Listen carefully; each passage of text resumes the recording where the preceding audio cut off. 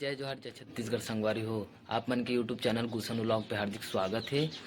आज बहुत खुशी के दिन है आला तो आप मन भी जानत हो। और पूरे भारत देश में राखी त्यौहार मनाए जाते और हर घर हमारे बहनी मन हा राखी बांधत अपन भाई मन ला। और आज सावन सोमवारी के लास्ट दिन भी है। जी हाँ, कभी धाम में पूरा श्रद्धालु मना बहुत भीड़ से पैदल यात्रा करते और वहाँ पूरा शिवलिंग भगवान श्रद्धा करते। जी हाँ, बहुत मेला भी लगे रहते।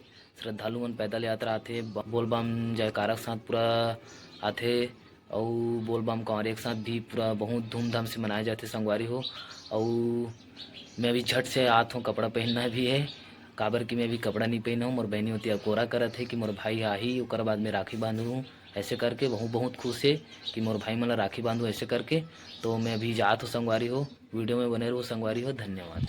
तो कपड़ा पहन के भी आ गए मैं यहाँ दे और तैयारी भी शुरू हो गए है राखी बांधे के। तो इसी के साथ देखो संगवारी हो वीडियो करें।